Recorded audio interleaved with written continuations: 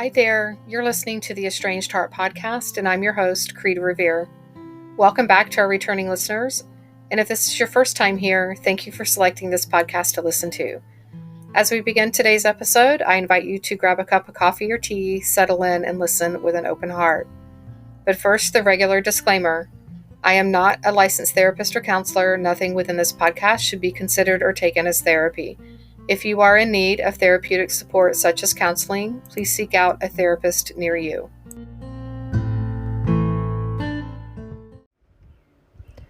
Today's episode is titled, What I Learned from Estrangement Led Me to Create a More Meaningful, Sacred, and Loving Life.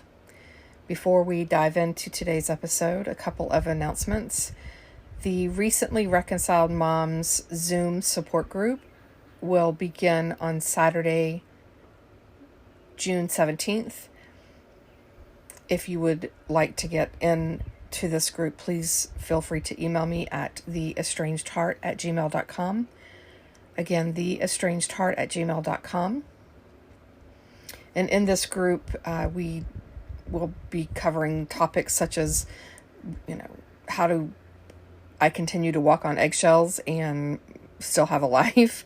What to do when your formerly estranged adult child begins to pull away again, when you're unsure of what to say, what not to say to them now that you're back in relationship with them. Things like that will be covered in that support group. And it's really the first cohort of that group. It was really interesting because the support that was given and the understanding was really profound. And it's not the type of group that that's offered out there a lot, right? And as those who have reconciled will understand, we wait so long as an estranged parent to get to reconciliation that we think that before we actually reach that destination, that, things will be so much better and we just get on with life again once we're reconciled. And we realize pretty quickly that then that's not the case, and we actually are entering into a new phase, and another phase that is difficult to navigate and understand the complexities of. So if you're looking for support with that, please feel free to reach out. There will also be a new group coaching that will start in July, so be looking for more information on that. And we'll cover things such as, when should I reach out? How often should I reach out? That type of what type of communication to have. We'll cover amends letters. We'll talk about how to stop ruminating and having just these incessant thoughts that occur over and over and over again when we are estranged. We'll deal with what to do with dealing with the guilt, how to navigate into life matters, what to do with siblings when one child is estranged, the others are not, etc. So if you're interested in group coaching versus private one-on-one coaching, feel free again to reach out by email, theestrangedheart@gmail.com. And also coming this summer is Patreon, where it's a membership where I will expand on the weekly podcast episodes. So the weekly episodes will be limited to about 20 minutes or so. And then for the membership community, we'll actually go into more depth with the topic of that week's episode. And there will also be live interactions with me. I'll have a time to meet live with estranged parents and if there's an interest, live with estranged adult children as well. So be looking for more information to come on that. So as we get started, today's quotes are, I have two. The more you unfold, the less you will unravel. And that is by Rabbi Erwin Kula. And the second is, home is not where you live, but where they understand you. And that is by Christian Morgenstern. So today's topic came about by being in conversation with other people other moms who have talked about what they have learned through estrangement. And from the quote unquote positive side. And I know that when we're in it, and especially at the very beginning stages of estrangement, it's next to impossible, if not outright impossible, to see some of these things that I'm going to talk about today. And if you're not in that place, if you're not ready to hear that, it's okay. Skip this episode, right? Don't put yourself through torture if it's a place that you're not yet ready to be. I will extend the invitation to you to potentially see if it's something that you can sit with from the perspective of, I know I don't have to do this. This might not be for me, but can I get curious about it and be willing to keep an open mind about it and potentially consider it down the road? Okay? And I think it's also important to state here that this is a process. This is not something that any one estranged parent comes to overnight. It's a process. It's something that takes a lot of work, a lot of effort. It doesn't come automatically. It doesn't come easy for most of us. And in some way, it takes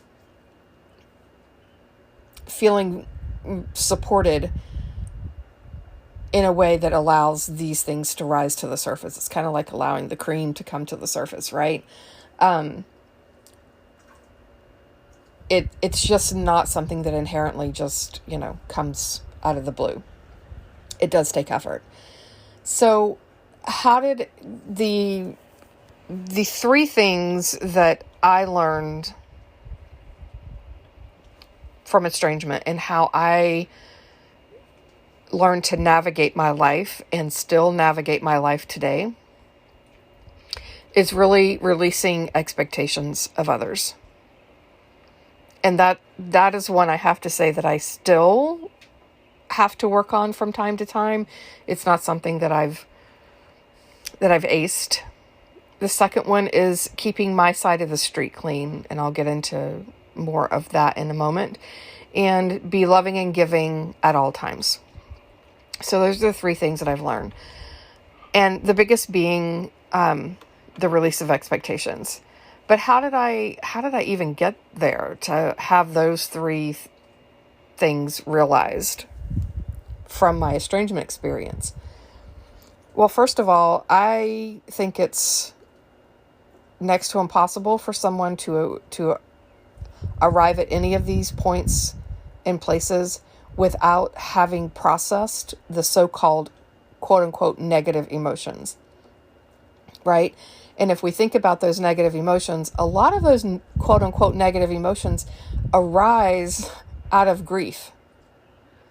And I find that so amazing that we describe these emotions as negative, yet it is something that is a part of the grieving process. So in essence, we are saying grieving is a negative thing. When in my world, if we can't grieve, that's what lands us with hardened hearts. And I'm not saying that everybody necessarily has a safe place to grieve. I do think that grieving needs to be done in such a way as it can be witnessed and held and not judged, and, someone being told, well, you're grieving the right way, the wrong way, or, don't do this, do that. That's not what I'm talking about. I'm talking about having and feeling safe in expressing these emotions that come with the grieving process. And without being able to express these emotions, we shove them down and they tend to get stuck. And then one of two things happens. Either we hit a trigger point at some point down the road and we explode and everything that we've been shoving down comes out. Or we keep shoving and shoving and shoving and shoving, and our body absorbs all of those emotions that are really hard and difficult emotions, and we get sick. And I'm here to tell you, I just recently went through that with myself in my professional world, and the amount of stress that I was under, and it literally caused me to have high blood pressure. And when I resigned from my position, the high blood pressure went away. So I know for a fact that shoving our emotions down can cause us to have illnesses and or disease. Okay? So we have to be able to express those negative emotions. And when I say negative, in my world, they're not negative. The general society looks at them as negative. I don't. But what are those? Shock, right? When we first are estranged, we go through this period of disbelief, of shock. Where am I? Just this disorientation. Where am I? What is going on? How did I get I can't believe I'm here. I can't believe my kids aren't talking to me. What the hell happened? How do I get out of this? That is shock. Then comes the bargaining and pleading and begging, right? Just talk to me. Please just talk to me. I'll do whatever you want me to do. I'll say whatever you need me to say. Just talk to me. Right? And then that is usually followed by anger, because most of us don't get what we are asking for when we're begging and pleading. So then we get angry. And then once we can move through the anger piece, then we get sad. And there's just this deep sadness that takes over, right? And again, as we know with grief, these emotions can, they ebb and flow, and they come and go, and it's not, they may not necessarily happen in order, but that's the general gist of them. So I had to figure out a way when I was going through my estrangement to express those emotions, and I did that through therapy. I was able to get myself into and work with a therapist, number one, who specialized working with kids and adolescents. She did not have experience that I knew at the time working with estrangement. I didn't know what estrangement was, let alone having the wherewithal to ask for a therapist that worked with estrangement, right? And I needed someone to witness my pain. I needed someone to witness that and say that I had every right to feel the way that I was feeling. All of my feelings were normal, and I was not this abnormal freak walking around in the world, right? And she also encouraged me to get curious. She encouraged me to have some curiosity around my own childhood and the childhood that my daughters experienced. And again, that did not come overnight. It didn't come on the third time I walked into her office. I am talking, this went on for months and years, right? I didn't stop going to therapy when I reconciled with my kids. This has been an ongoing process for me. So that's kind of the backstory on how I got to these three things. And so let's dive into this release of expectations, right? Expectations, I think, can be a disguised as a need for control, which I find very interesting, that our need to control, it can stem from a host of different things. A lot of times it's anxiety. It's in trying to work through our anxiety about the unknown, right? When we are placed in a position where we don't know what tomorrow's going to bring. We don't know when our kids are going to talk to us. We don't know what tomorrow's going to look like, because by God, when we finally made the realization that the kids were estranged from us, holy hell, our whole world was upended, right? So that needing to control things can stem from that. It can stem from trauma, any sort of traumas that we've experienced. It can stem from childhood experiences, learned behaviors. Some personality disorders are more prone to have this need for control.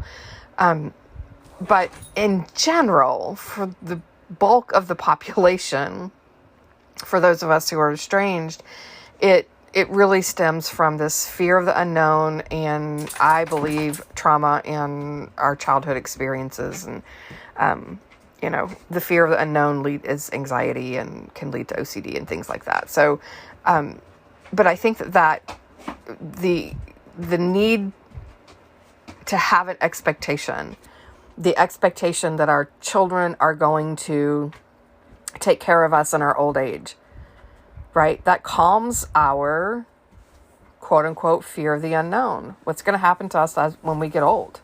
Oh, well, my kids will take care of me. Right? That's an expectation. And it is a way of controlling your life, your world. So I know I'm going to be cared for because I know my kids are going to take care of me in my old age. So I had to get comfortable with living with the unknown. And so the question that came up for me was, what am I needing in those moments that I'm trying to control other people? And for me, it was that, living with the unknown.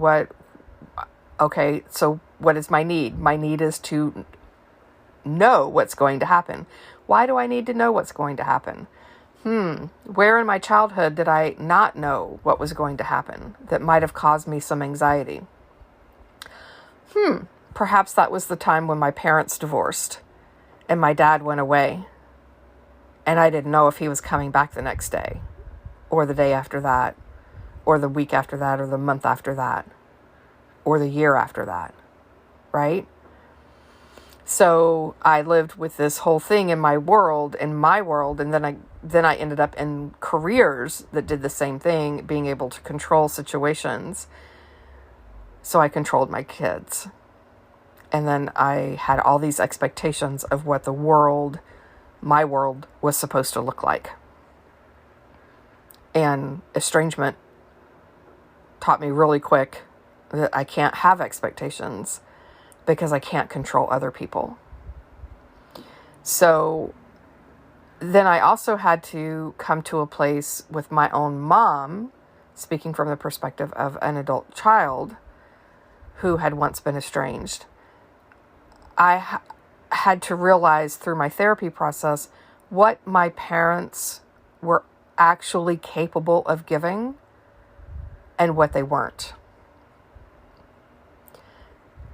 And that is still something I'm still dealing with today in my mid-50s, is recognizing sometimes our parents just don't have it to give in the way that we want them to give it to us. And when I say it, that could be anything from attention to listening to us to, understanding that talking about a particular subject is something that I don't want to hear about, or I want to hear more about and they don't want to talk about it, those types of things, right? So getting to this place where I had to work on getting comfortable with the unknown. I had to deal with my own anxiety and recognize that was my issue. It was not the issue of my kids. And when I learned that, and it wasn't the issue of my parents, when I learned that, it had that ripple out effect that estrangement has, but in a good way, because I began to release the expectations of other people. And that frees other people up to not feel this, that we have this expectation, and then them have feel obligated to do this, that, or the other thing. That's a heavy load to carry. And it's not one that we stop and think about a lot. We don't just really stop and think about what we are asking of other people and how that might actually feel for that other person. Right? So those are things that I had to work through in order to learn how to release expectations. The second thing was keeping my side of the street clean. That's basically another way of saying I can only control me. I can't control what my kids do. I can't control what the boss does. I can't control what my friends do. I can't control what my clients do. I can only control me. And when I'm tending to me and my side of the street, so to speak, I have less time to be concerned about what others are doing or not doing. Because I'm here to tell you, my life, and I'm sure that most everyone else out there is the same way. Like, I got enough on my plate.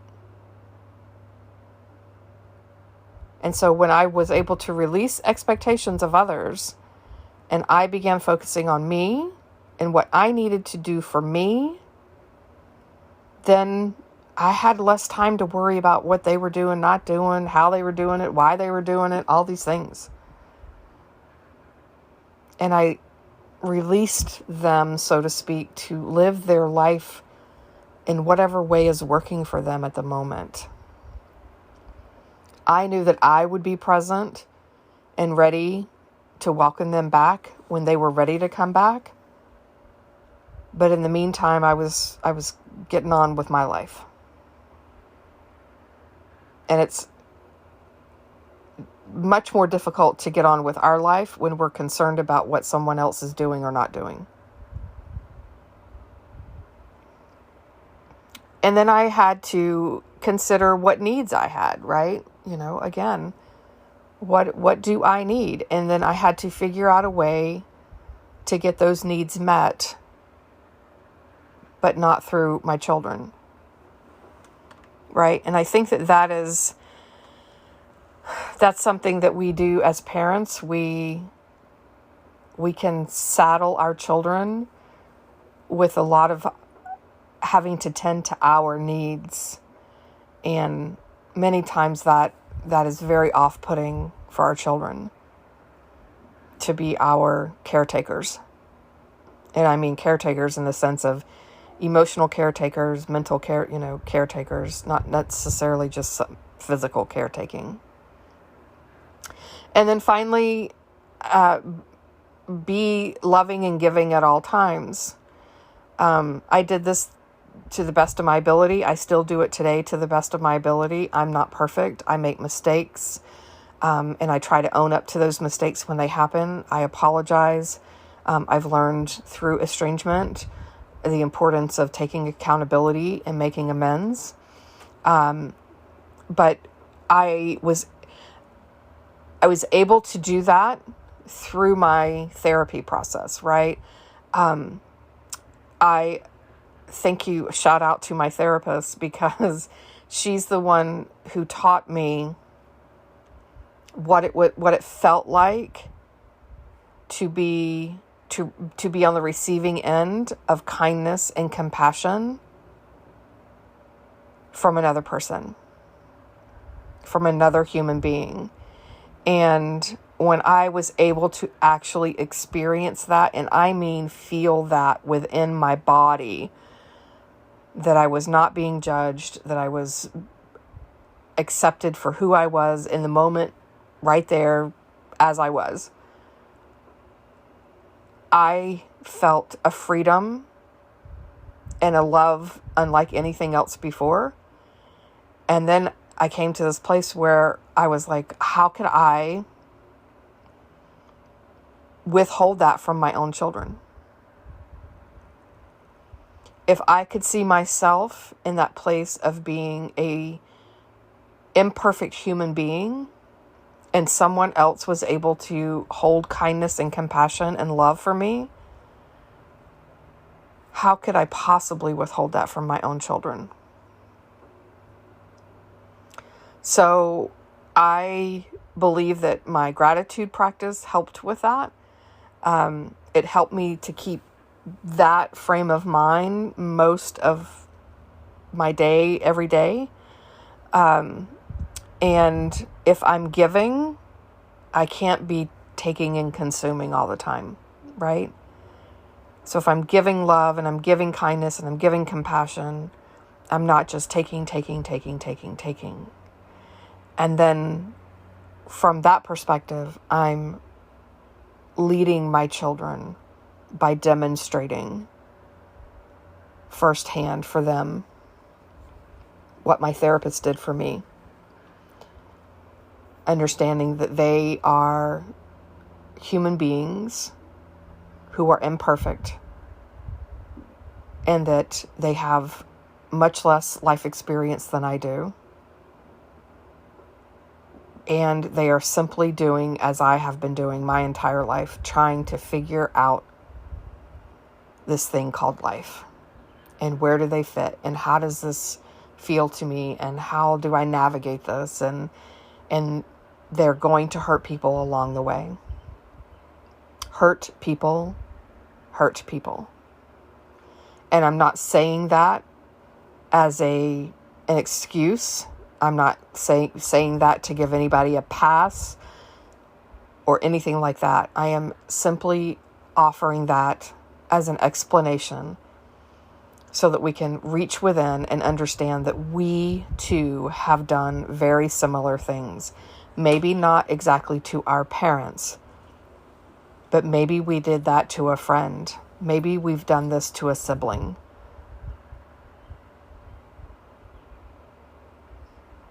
And so I'm just offering that for consideration.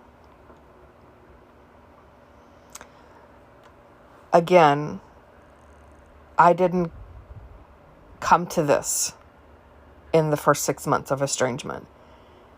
I didn't come to all of this even once I was reconciled.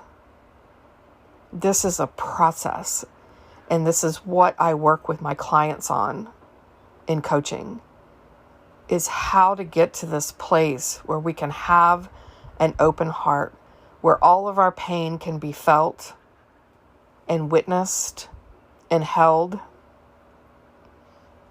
so that we don't get stuck in the hardness, in the hatred, and in the sadness that shuts us off from the rest of society. Because the last thing this world needs is more hardened hearts. What this world needs is more loving, giving, kindness, tenderness, and vulnerability. And it's very difficult to get there if we've not experienced that for ourselves. It's difficult to give that to another person if we've not experienced it for ourselves. So I will leave you with that. If you have input, would like to reach out, please feel free to do so. Again, I can be reached via email at theestrangedheart@gmail.com.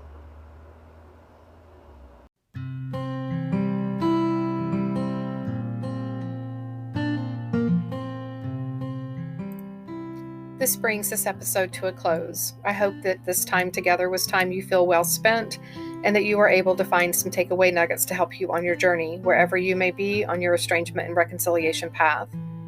If you feel you've received something helpful or positive from this podcast, please consider following us, sharing this podcast with others, leaving a positive review, perhaps entertaining becoming a guest on our show, or following us on social media, on Instagram, Facebook, and TikTok under the same name, The Estranged Heart. As a reminder, there is an online support group on Facebook. If you are a estranged mom who identifies as being spiritual and approaches estrangement with a sense of curiosity rather than blame and judgment, and desire to do inner self-work and reflection, please seek us out. We can be found at facebook.com/estranged mothers support group. And lastly, if you are an estranged parent or an estranged adult child and would like to have your story shared on the podcast, anonymously or not, please reach out to me via email at theestrangedheart@gmail.com.